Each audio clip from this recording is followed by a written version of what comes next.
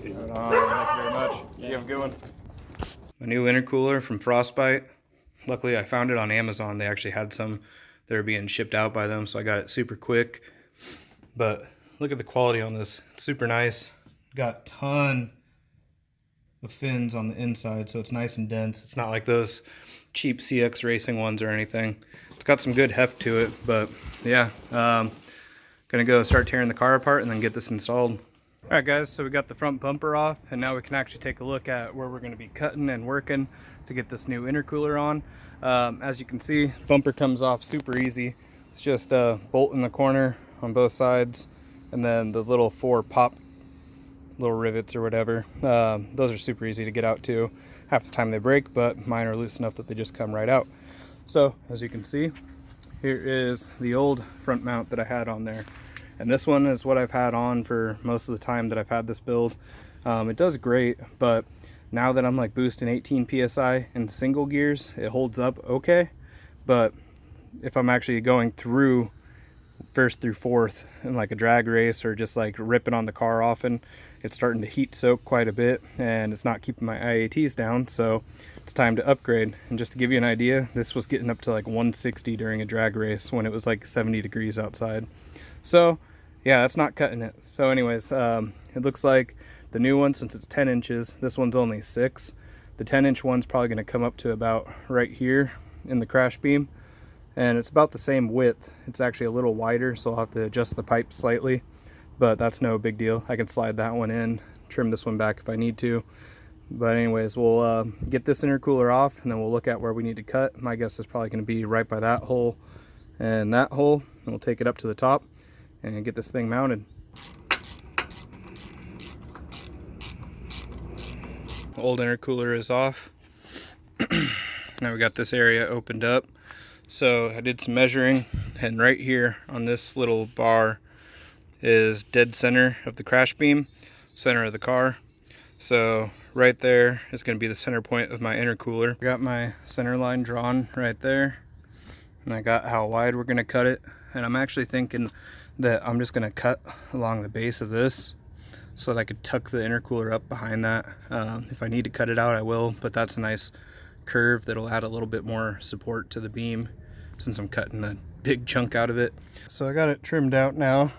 You can see it fits pretty nice. I'm gonna have to tuck it up a little bit more, so get rid of that little center tab so that it'll sink in a little, and then just figure out how I want to mount it. But yeah, boom, just keep flexing and flexing and flexing, and eventually you'll be able to just break it right off.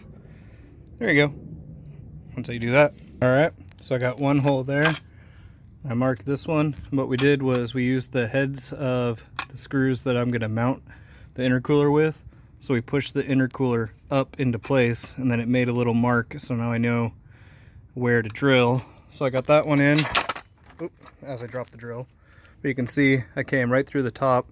It's not the best place, but as long as I can get like a ratchet down there or something, then we'll be golden. So I'll open this hole up a little bit more for access. But then like right through there is where I'll just drop the bolt in from the back and it'll be good. Intercooler is on and it is sturdy. It's not going anywhere. All right, here we go. Boom. Oh yeah. She's in, bumper's on. I just got to do the side bolts. But man, that looks a lot nicer, and that's going to cool a ton more. Stoked. Still kind of has the sleeper look, like when you're off to the side you can't really tell. But yeah, there we go. Heck yeah. Let me know what you think.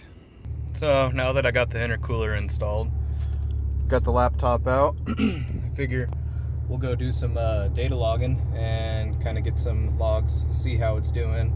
I think that the air temps are going to be a lot better, so we'll see how that does.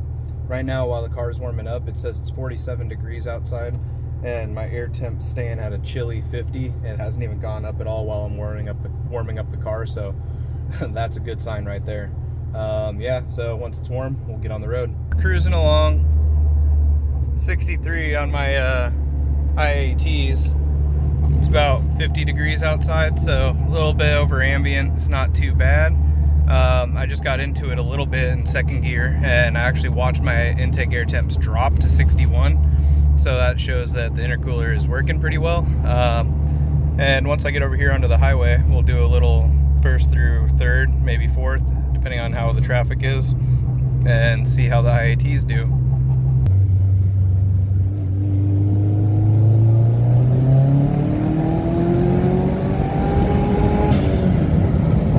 Cruising at highway speeds, with it being 51 degrees outside, my IATs are actually at 59, so it's actually cooling very well just cruising. That's about 7-8 over ambient. So this intercooler is money. Holley Performance, you guys made a good intercooler. Stoked.